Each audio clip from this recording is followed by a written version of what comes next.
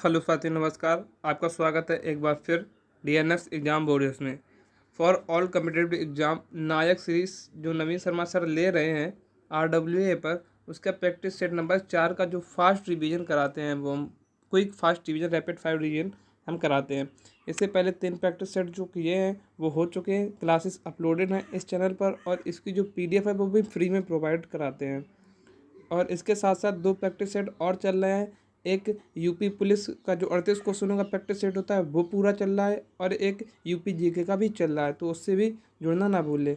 UP GK का सुबह 5 बजे आता है, और जो जीएस का प्रैक्टिस सेट है वो 9 बजे आता है, और ये वाला प्रैक्टिस सेट 7:30 बजे आता है। तो बिना किसी देरी के शुरू करते हैं। पहला जो तीसरी क्लास प्रैक्टिस सेट तीसरा था, उसके 5 रिवीजन प्रश्न हैं। तो 5 रिवीजन प्रश्न है। पहला प्रश्न है सत्रिया नृत्य के संस्था पे, मतलब कहाँ पे है शास्त्रीय नृत्य कहाँ बनाया गया है? तो शास्त्रीय नृत्य कहाँ का है? तो आसाम का है। कहाँ का? असम का। दूसरा क्वेश्चन है कि जाकिर हुसैन का संबंध किससे है? तो ये तबला वादक है। कौन? जाकिर हुसैन। तीसरा क्वेश्चन है भारत ने पहली बार ओडीआई वर्ल्ड कप कब जीता? तो 1993 में जीता। और पहली बार उपविजेता कब रहा? तो 2003 में उपविजेता रहा। चौथा क्वेश्चन है कि 100वां संविधान संशोधन 2015 किस पड़ोसी देश के साथ संबंधित था? तो बांग्लादेश के साथ। पांचवा क्वेश्चन है इलेक्ट्रॉन की खोज कब हुई? तो 1897 में। किसने इलेक्ट्रॉन की खोज किसने की? जे थॉमसन ने। पहला क्वेश्चन है कि महाराष्ट्र राज्य एक लोक नृत्य है। महाराष्ट्र राज्य के लोक नृत्य हैं तो धनगजी हुई, गर्जा हुआ, लावड़ी हुई, तमाशा हुआ, कोली हुआ, पोबड़ा हुआ, नकटा हुआ, लेजी हुआ, और गौरी गौरी चाललिता हुआ। ये कहाँ के? तो ये महाराष्ट्र के हैं। राजस्थान के आप कभी मत भूलना घूमर। पंजाब का भांगड़ा, गिद्दा और जूली, ये कहाँ के? पंजाब के हैं। गुजरात के टिप्पाड़ी, गरबा और डांडिया, ये कहाँ के? गुजरात के हैं। दूसरा क्वेश्चन है कि कत्थक शब्द की उत्पत्ति किस शब्द से हुई है? तो कत्थक शब्द की उत्पत्ति कहाँ? कत्था से हुई। और कथकली की भी उत्पत्ति इसी से हुई। कथकली कथकली की उत्पत्ति भी किससे हुई? तो इसी से हुई, कथा से। उत्तर भारत में ये होता है मुख्य रूप से कहाँ? यूपी में मनाया जाता है। और इसके घराने, सिखाने के घराने, जैसे जयपुर घराना राजस्थान का हो गया, लखनऊ घराना यूपी का हो गया, बनारस घराना यूपी का हो गया, और रायगढ़ घराना ये भी छत्तीसगढ़ का है। तो ये घराने क्या कथक सिखाते हैं? किसके लिए? कथक के लिए ये घराने प्रसिद्ध हैं। कथक के कुछ कलाकार हैं, जैसे कि कलाकार हैं जो कभी थकेगा नहीं, उसका सितारा हमेशा क्या रहेगा? बुलंद रहेगा। और गोपी कृष्ण क्या कर रहे हैं? एक साथ कथक कर रहे हैं। तो वहाँ पर किसी उसे देखनी रोशनी कुमारी और लच्छू महाराज है। महाराज रूट वर्ड किसके लिए है? तो कथक के लिए है। अच्छन महाराज, शंभू महाराज, लच्छू महाराज, ये किसके? ये कथक से संबंधित हैं। तीसरा क्वेश्चन है उस्ताद हस्सू खान संगीत के किस घराने के संस्थापक हैं? तो ये ग्वालियर घराने के संस्थापक हैं, और ये सबसे पुराना घराना है ख्याल गायकी के लिए। आपसे पूछा जाता है कि ख्याल गायकी का सबसे पुराना घराना कौन सा है? तो ग्वालियर घराना है। और तानसेन किस घराने से संबंधित है? तो ग्वालियर घराने से। नत्थू खान और हस्सू खान का भी संबंध किस घराने से? तो ये ग्वालियर घराने से है। रामपुर घराने के संस्थापक कौन है? तो इनायत हुसैन खान है। आगरा घराने के संस्थापक कौन है? तो सुजान खान है। पटियाला घराने के संस्थापक कौन है? तो मियाँ कल्लू है। कौन? मियाँ कल्लू। चौथा क्वेश्चन है प्रसिद्ध भारतीय संगीतकार उस्ताद अलाउद्दीन खान का संबंध किस वाद्य यंत्र से है? तो ये क्या? सरोद से संबंधित है। किससे? सरोद से। और अमजद अली खान का संबंध भी किससे है? तो ये सरोद से है। और इनके 2 बेटे अमान अली और अयान अली, इनका संबंध भी किससे है? तो सरोद से है। अली अकबर को कभी मत भूलना, और दौलत खां, ये भी किससे है? तो सरोद से हैं। इसी प्रकार सुरबहार से आप कभी मत इमरत खान और अन्नपूर्णा देवी किससे? सुरबहार से। और संतूर से शिव कुमार शर्मा हुए। भजन सुपारी हुए। सतीश व्यास हुए, अभय सोपारी हुए, स्तंभ सोपारी हुए। ये किससे संबंधित? तो ये संतूर वादक हैं। और रुस्तम सुपारी जो है ये किस घराने से हैं? तो ये सूफियाना घराने से संबंध रखते हैं। 5वां क्वेश्चन है कि पावल या पॉल कूट भारत के किस राज्य का भगवान को आभार व्यक्त करने के लिए उत्सव मनाया जाता है? तो ये मिजोरम का है। मिजोरम के चार कूट हुए, भीमकूट हुई और खुआदा कूट हुआ और खाल फवांग कूट हुआ। ये किससे संबंधित? तो ये मिजोरम से संबंधित हैं। और स्ट्रॉबेरी उत्सव भी इसे कहा जाता है और फसल पुहाल उत्सव भी इसे कहा जाता है। केरल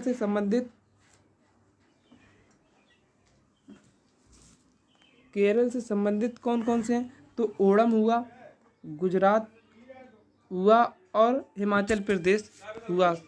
केरल के लिए ओणम हुआ, हिमाचल प्रदेश से उत्तरायण हुआ और गुजरात से उत्तरायण हुआ और हिमाचल प्रदेश से लावी हुआ। ये किसके हैं? तो ये इन राज्यों के हैं। छठवां क्वेश्चन है कि देश में से ओलंपिक खेलों की मेजबानी की तो कहाँ? तो फ्रांस ने कब दूसरे ओलंपिक खेलों की मेजबानी कब? 1900 में की। कहाँ? पेरिस में। पहले ओलंपिक कहाँ हुए? तो पहले ओलंपिक जो कि आधुनिक ओलंपिक के नाम से जाने जाते हैं, ये कब हुए?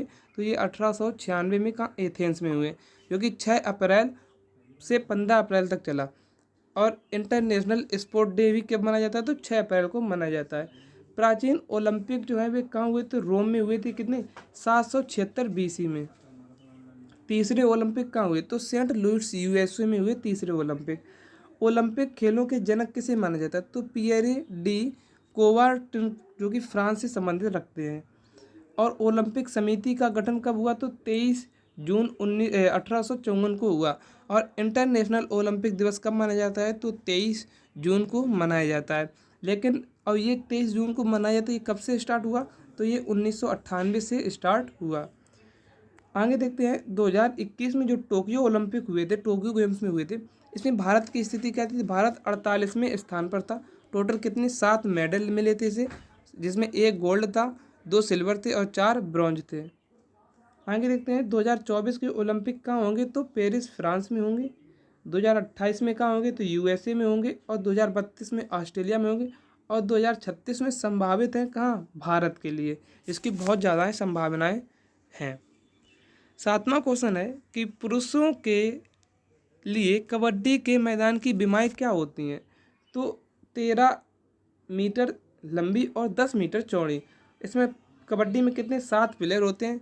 वाटर पोलो में भी कितने? 7 प्लेयर होते हैं। और नेट बॉल में 60 प्लेयर होते हैं।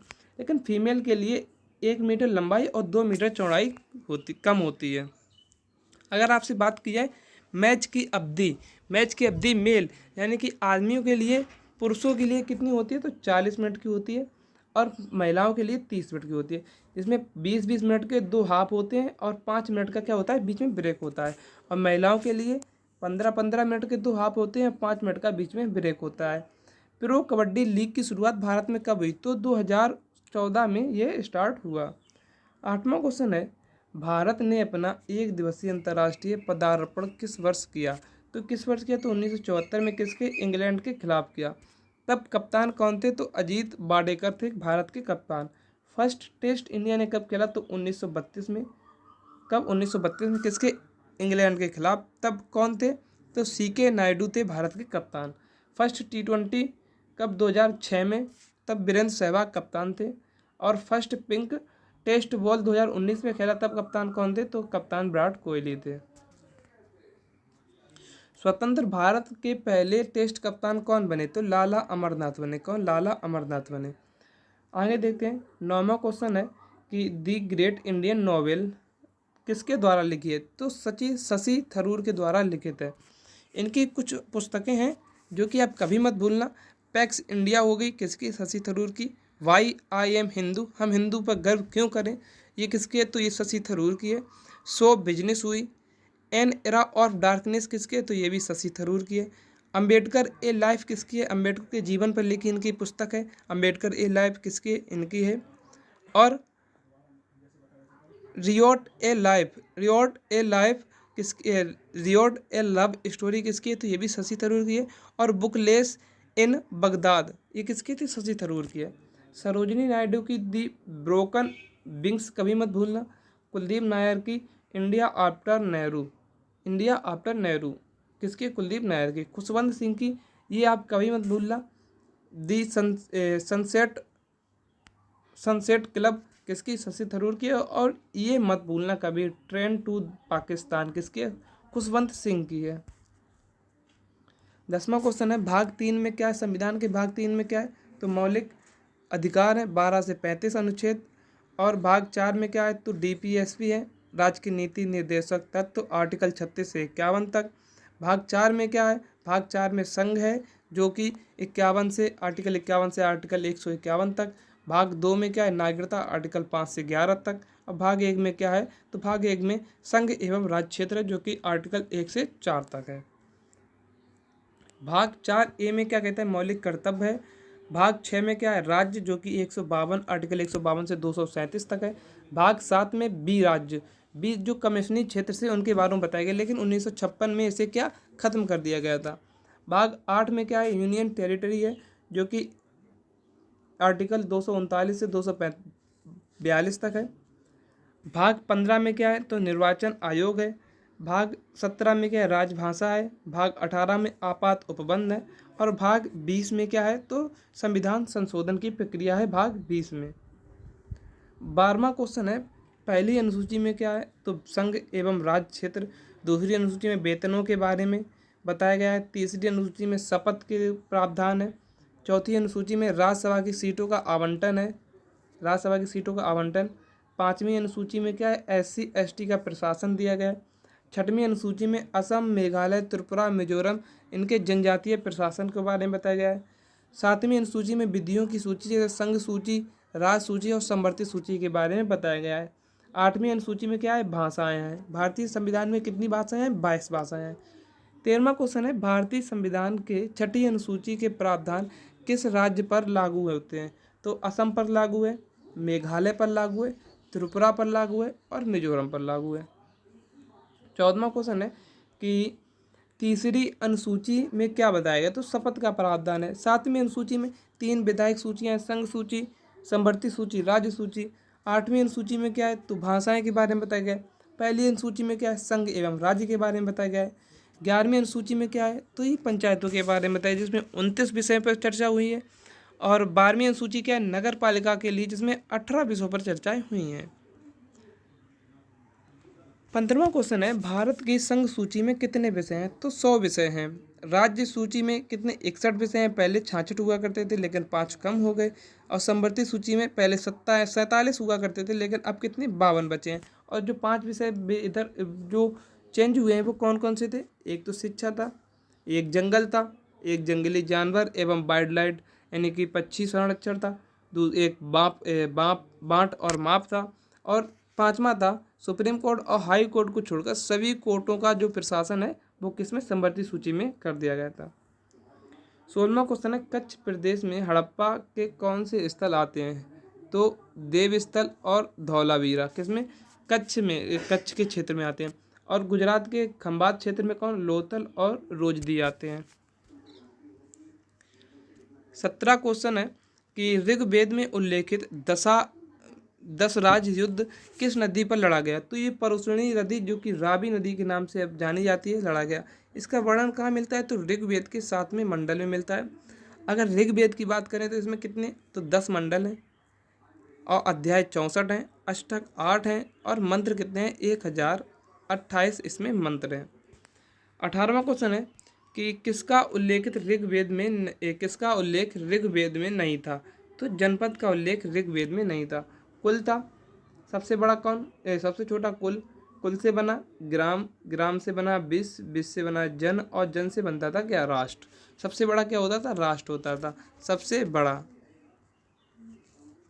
अब आगे देखते हैं 19वां क्वेश्चन है ऋग्वेद किसके लिए जाना जाता है? तो प्रार्थनाओं के लिए। और यजुर्वेद कर्मकांडियों के लिए जाना जाता है। सामवेद में क्या? संगीत है। अथर्ववेद में वशीकरण, जादू टोना, तंत्र मंत्र किसमें? अथर्ववेद में है। टोटल वेद कितने हैं? तो 4 हमारे वेद हैं। और टोटल वेदांग कितने हैं? 6। कौन कौन से वेदांग हैं? शिक्षा, कल्प, ज्योतिषी, व्याकरण, निरुक्त और छंद, ये 6 वेदांग है। क्वेश्चन ऐसे पूछा जाता है कि निम्नलिखित में से कौन सा वेदांग नहीं है, और 3 इनमें से दे देगा, एक कुछ और दे देगा। उपनिषदों की संख्या कितनी है?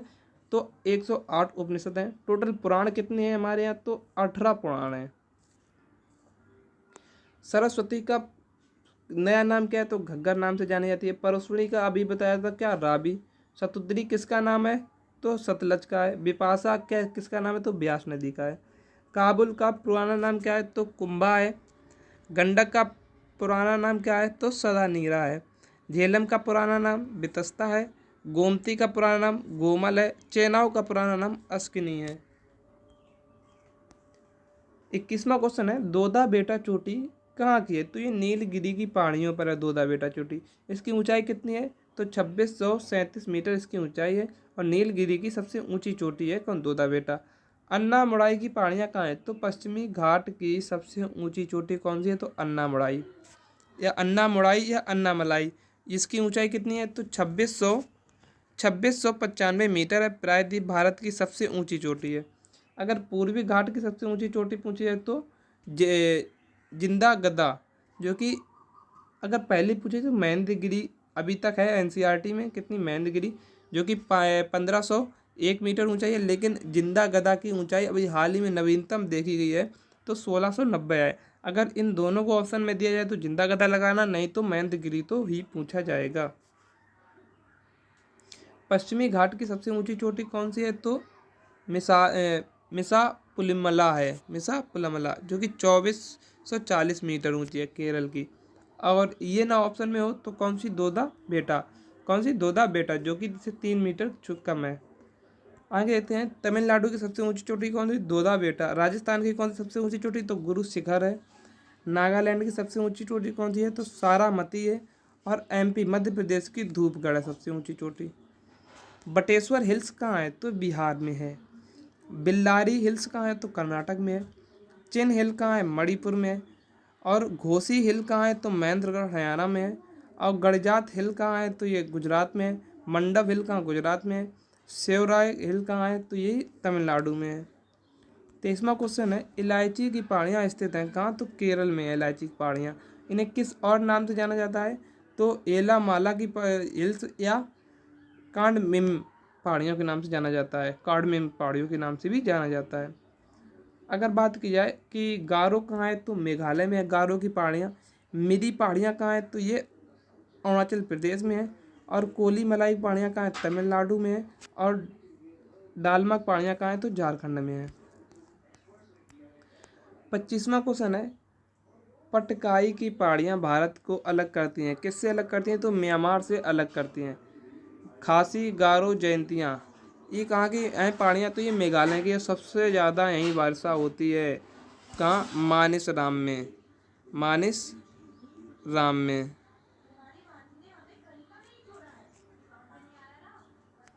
और मानिस राम कहाँ? मेघालय में। और सर्वाधिक वर्षा कहाँ होती है? तो खासी पहाड़ी में होती है। 26वां क्वेश्चन है, भारत में वर्तमान राष्ट्रीय आय की गणना का आधार वर्ष है। तो अब जो है आधार वर्ष कब? तो 2011-12 के केवल कीमती चालू कीमत पर किया जाता है। इससे पहले कब का था? तो 2004 और 5 का था। सबसे पहले एनआई यानी कि नेशनल इनकम कब किसने प्रयास किया देखने का? तो दादा भाई नौरोजी ने प्रयास किया। कब? 1867-68 में। और इनकी एक बुक है जिसे आप कभी मत भूलना, poverty and un-British rule of India. किसकी पुस्तक है? तो दादा भाई नौरोजी की है। नेशनल इनकम की पहली आधिकारिक गणना किसने की? तो पीसी महालेनोबिस ने की, जो कि भारतीय हरित क्रांति के जनक माने जाते हैं भारत में। कब की? तो 1949 में की। नेशनल इनकम की वैज्ञानिक गणना किसने की? तो BKRI राव ने। कब? 1931-32 में की। 27वां क्वेश्चन है, भारत की राष्ट्रीय आय में किस क्षेत्र का योगदान सर्वाधिक है? तो सेवा क्षेत्र का योगदान सर्वाधिक है। किसका? सेवा क्षेत्र का। प्राथमिक क्षेत्र कौन कौन से हैं? जो कृषि हुई, वानिकी हुई, पशुपालन हुई, मछली पालन हुई, किसकी प्राथमिक क्षेत्र है? द्वितीय क्षेत्र क्या है? जो उत्पादन हुआ, जैसे खाने हुए, कपड़े हुए, कार हुए, घर हुए, जो उत्पादन होता है वो कहाँ द्वितीयक क्षेत्र से होता है। तृतीयक क्षेत्र क्या है? तृतीयक क्षेत्र को हम क्या कहते हैं? सेवा क्षेत्र कहते हैं। जैसे हॉस्पिटल हुआ, इंश्योरेंस हुआ, वित्त हुआ, बीमा हुआ, शिक्षा हुआ, किसके हैं? तो ये तृतीयक क्षेत्र में आते हैं। 28वां क्वेश्चन है, जब अधिक विकास होता है तो राष्ट्रीय आय में तृतीय श्रेणी का क्षेत्र का योगदान क्या होता है? तो बढ़ता है। जब तृतीय क्षेत्र ही बढ़ेगा तभी तो। अगर आपसे पूछा है कि भारत की राष्ट्रीय आय में सर्वाधिक योगदान किसका है, तो टर्सरी क्षेत्र यानी कि तृतीय क्षेत्र का है, सेवा क्षेत्र का। 29वां क्वेश्चन है, सकल राष्ट्रीय आय को कुल जनसंख्या से भाग देने पर क्या प्राप्त होगा? तो प्रति व्यक्ति आय प्राप्त होगी। 30वां क्वेश्चन है, किसे 1500 डिग्री सेंटीग्रेड से अधिक तापमान हेतु प्रयोग में लाया जा सकता है? तो पायरोमीटर का प्रयोग किया जाता है। वेक्टर परिणाम क्या होते हैं? वेक्टर परिणाम को सदिश राशियां भी कहते हैं। जैसे बल हुआ, जिसमें वेग के साथ दिशा की आवश्यकता होती है, दिशा के साथ परिमाण की भी आवश्यकता होती है। जैसे बल हुआ, विस्थापन हुआ, वेग हुआ, त्वरण हुआ, संवेग हुआ, आवेग हुआ। अब आगे देखते हैं। 32वां क्वेश्चन है, किसी व्यक्ति जिसका पृथ्वी पर भार 62 किलोग्राम है, उसका चंद्रमा पर भार 10 किलोग्राम है लगभग, अंतरिक्ष में उसका भार क्या होगा? तो 0 होगा, क्योंकि एक द्रव्यमान होता है, एक भार होता है। द्रव्यमान कभी भी चेंज नहीं होता कहीं पर भी, लेकिन भार क्या होता है? भार W बराबर mg होता है, और g का गुरुत्वाकर्षण अंतरिक्ष में g का मान कितना होता है? 0 होता है, तो भार कितना होगा? 0 हो जाएगा। शुष्क बर्फ क्या होती है? तो ठोस कार्बन डाइऑक्साइड को हम क्या शुष्क बर्फ कहते हैं। किसके अपर रूप नहीं होते? तो नाइट्रोजन के अपर रूप नहीं होते। 35वां क्वेश्चन है, एस्कॉर्बोसिक अम्ल किसका नाम है? तो विटामिन सी का नाम है। जैसे खट्टे फल, विटामिन सी का मिलता है खट्टे फलों में। विटामिन डी का नाम क्या है? तो कैल्सीफेरॉल है। विटामिन ई का टोकोफेरॉल है। और विटामिन के का क्या है? तो फिलोक्विनोन है। 36वां क्वेश्चन है, रक्त का थक्का कौन बनाता है? तो विटामिन के बनाता है। कौन? विटामिन के का और नाम क्या है? तो नेफियोक्विनोन है, जो हड्डियों में बॉन्ड बनाता है, हड्डियों में बॉन्ड बनाता है। 37वां क्वेश्चन है, हाल ही में कहाँ पर 4 दिवसीय तवी महोत्सव शुरू हुआ? तो कहाँ हुआ? जम्मू कश्मीर में तवी महोत्सव शुरू हुआ। और इंडियन आर्मी ने यहाँ कौन सा सर्वशक्ति ऑपरेशन चलाया? विश्वकर्मा योजना को लागू करने वाला पहला यूटी बना कौन? जम्मू एंड कश्मीर। 38वां क्वेश्चन है, हाल ही में एनटीपीसी के निर्देशक का पदभार किसने संभाला? तो रविंद्र कुमार ने संभाला, जिसे नेशनल थर्मल पावर कॉरपोरेशन के नाम से जाना जाता है। देश में नए लोकपाल कौन बने? तो अजय माणिक राव बने। कौन? अजय माणिक राव बने।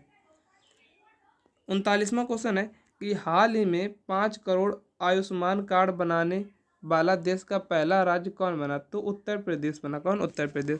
आयुष्मान भारत योजना कब चालू हुई? तो ये 23 सितंबर 2018 को रांची झारखंड से चालू हुई।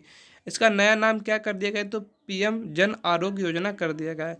स्वास्थ्य मंत्री कौन है? जिसके मन में सुख हो तो वही स्वस्थ होगा, तो मनसुख मंडाविया है। 40वां और इस क्लास का अंतिम क्वेश्चन, हाल ही में पलाश पुष्प महोत्सव 2024 का आयोजन किया गया, कहाँ किया गया? तो दिल्ली में किया गया। और ये पलाश पुष्प जो है ये उत्तर प्रदेश का राजकीय पुष्प भी है। इंटरनेशनल पुष्प महोत्सव कहाँ हुआ? तो सिक्किम गंगटोक में हुआ। तो हमारे जो 38 क्वेश्चन हैं उनका रिवीजन यहीं पर समाप्त होता हुआ। और इस क्लास की अगर आपको पीडीएफ चाहिए तो वह मेरे Telegram channel DNS exam warriors पर अपलोडेड है, तो आप वहाँ से इसे डाउनलोड कर सकते हैं और किसी भी कैफ़े पर जाकर निकलवा सकते हैं। तो थैंक्स फॉर वॉचिंग। मिलते हैं कल एक नेक्स्ट वीडियो में। जय हिंद, जय भारत।